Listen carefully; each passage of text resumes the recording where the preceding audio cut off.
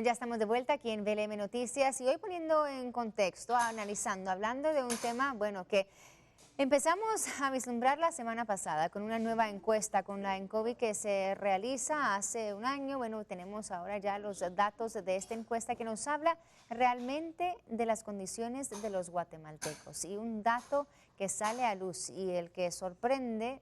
Bueno, muchos sorprenden de la encuesta, pero uno de esos es que más de 9 millones de guatemaltecos están viviendo en pobreza o pobreza extrema. Y es ahí cuando uno se pregunta, ¿qué pasa?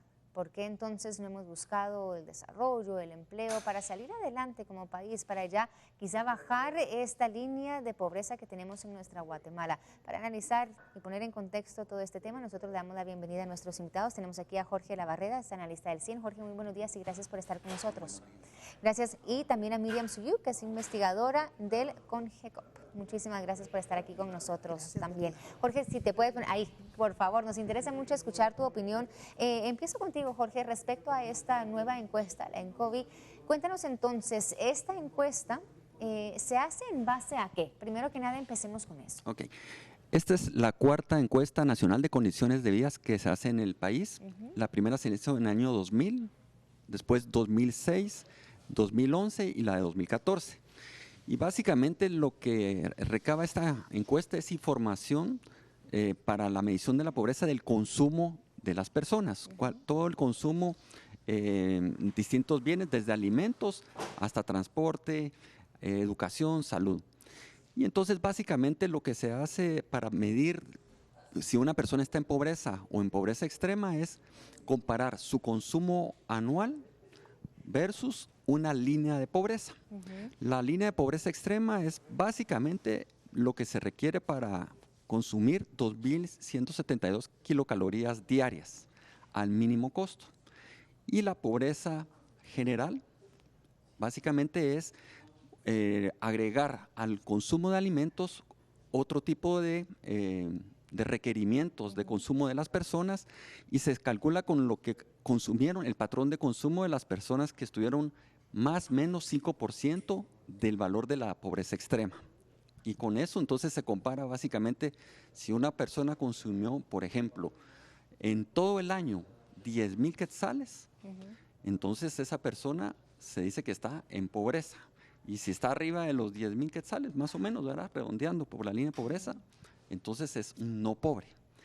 Ahora, aquí es muy importante mencionar que para este cálculo, pues se toma en cuenta no solo lo que las personas erogan, digamos, en compra para ese consumo, sino también lo que obtienen o de obsequios, donaciones o de autoconsumos, digamos, lo que ellos cultivan, ¿verdad? Okay. Entonces, en base a eso es que se estima quién es pobre o no pobre. Y te pregunto en base a lo que tú nos acabas de explicar, o también a ti, Miriam,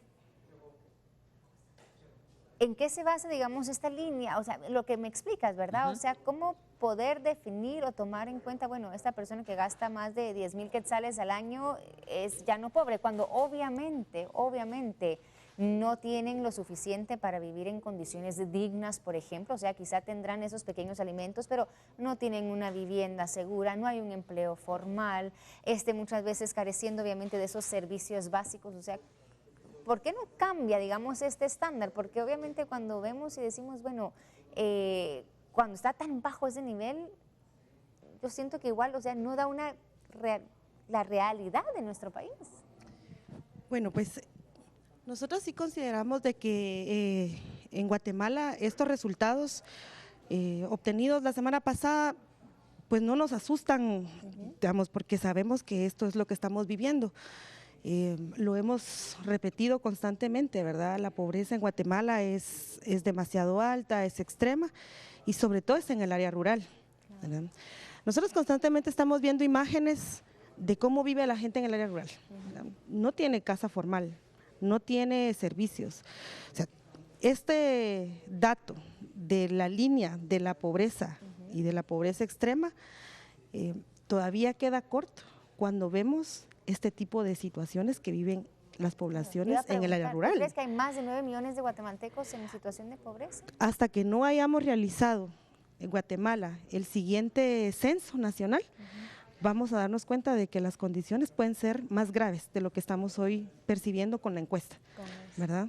Porque solo una muestra, ¿verdad? Y entonces en Guatemala la condición en el área rural sí es bastante más grave de lo que consideramos hoy, nos está planteando la encuesta. La encuesta, sí, Jorge. Bueno, yo quisiera complementar.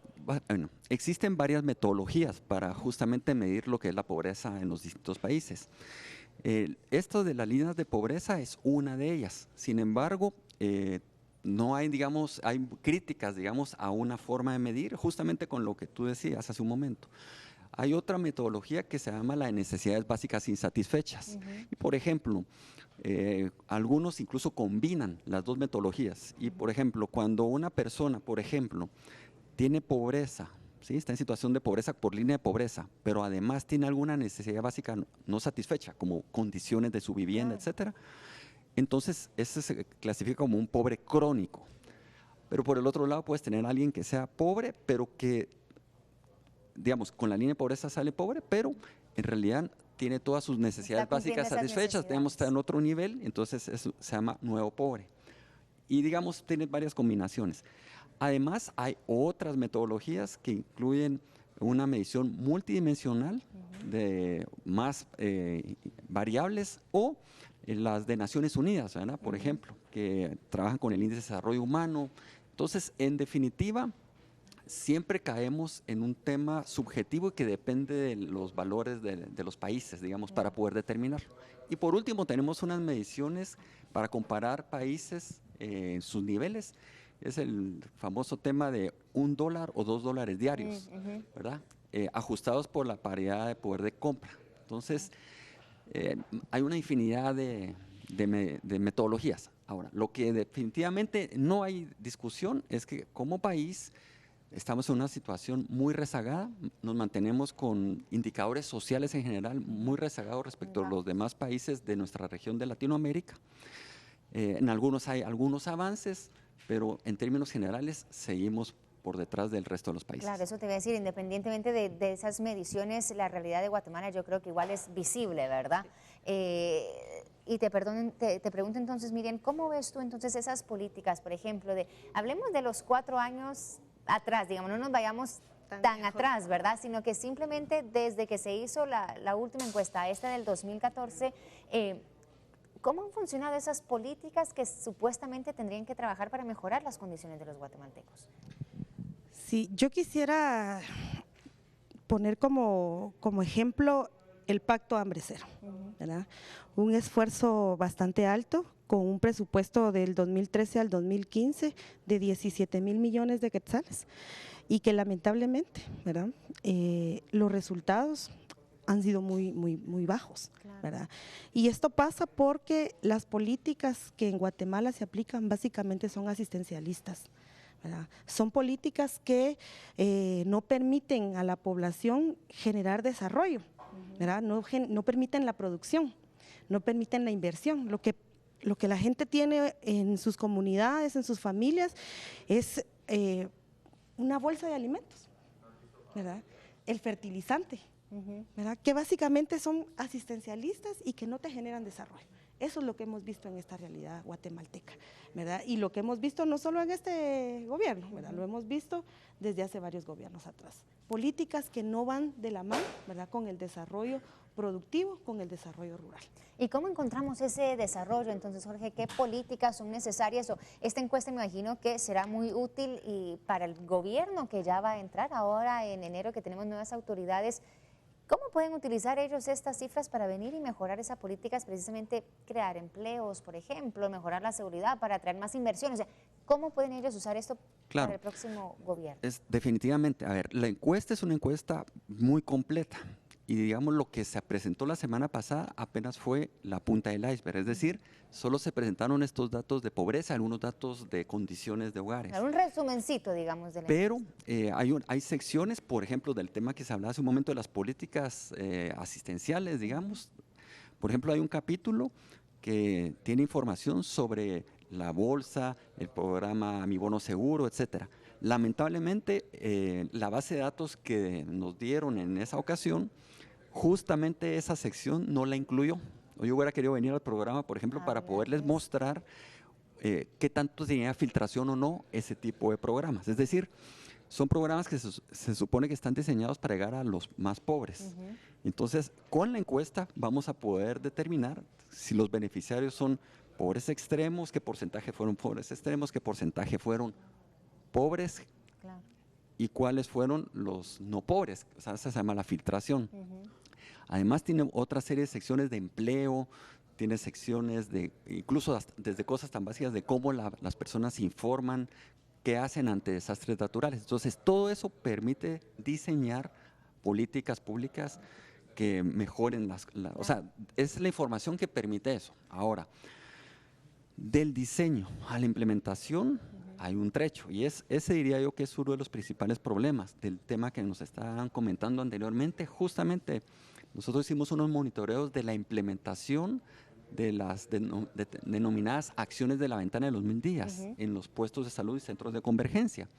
Y básicamente lo que encontramos es que no se estaban llevando a cabo adecuadamente. Concretamente, servicios que el día de la visita estaban cerrados, personal que no dominaba los conocimientos para dar la consejería que se requiere, falta de insumos. O sea, lo que hemos visto, de hecho, más, digamos, en la área urbana, en tema de hospitales, pero algo así se replicaba allá. Entonces, el diseño, si el diseño está bien, pero no se implementa, pues no vamos a tener los resultados. Y yo diría que eso es un poco parte de los problemas que estamos teniendo con nuestras políticas públicas, y es que no, hay algunos problemas en algunos casos de diseño y en otros una combinación de que tienes un buen diseño, pero no se implementan adecuadamente. Y en otros tienes problemas en cuanto a asignación presupuestaria. Presupuestaria, exacto, y que ese no es ejecutado de la manera más eficiente. Miriam, ¿tú qué propones para el próximo año? O sea, tomando en cuenta los datos de esta encuesta que poco a poco vamos conociendo, porque como mencionaba Jorge, o sea, sí es una encuesta bastante amplia y abarcar todos los temas pues nos lleva muchísimo tiempo, pero lo que vemos en general y lo que, digamos, fue los titulares y lo que más preocupaba es esa línea de pobreza, ¿verdad? ¿Qué hacemos, Miriam? ¿Qué proponen ustedes o qué sugerencias tendrían ustedes para el gobierno entrante y venir y decir, miren, necesitamos este desarrollo, necesitamos seguir adelante y, como tú dices, quizá transformar esos programas que son de asistencia, algo que cree más desarrollo? Bueno, los retos para el próximo año sí están bastante complejos, sobre todo porque seguimos manteniendo un presupuesto bastante bajo, ¿verdad? Y hoy lo que vemos es que de las carteras, ¿verdad?, que tienen el gasto social han sufrido pues fuertes recortes. Basta con ver salud, basta con ver agricultura, ¿verdad?, para ver que el próximo año vamos a tener un serio problema en cuanto a la inversión y al funcionamiento de las instituciones. Nosotros sí consideramos y lo hemos reiterado desde el instituto que en Guatemala se requiere hacer consensos, ¿verdad? Hay avances bastante serios, ¿verdad?, en Guatemala. Diferente tipo de políticas de los diferentes sectores, las mujeres, pueblos indígenas, los campesinos. Hay propuestas, o sea, hay ya rutas, ¿verdad?, por donde debemos avanzar. Sí es importante que el nuevo gobierno pueda considerar estas propuestas que se han hecho y todo este esfuerzo que se ha realizado en Guatemala para ir a abordar la problemática, no desde la visión, ¿verdad?, del gobierno y pues, obviamente con la implementación de este modelo económico, sino más bien desde las propuestas que han hecho los diferentes grupos organizados, porque hay rutas, ¿verdad?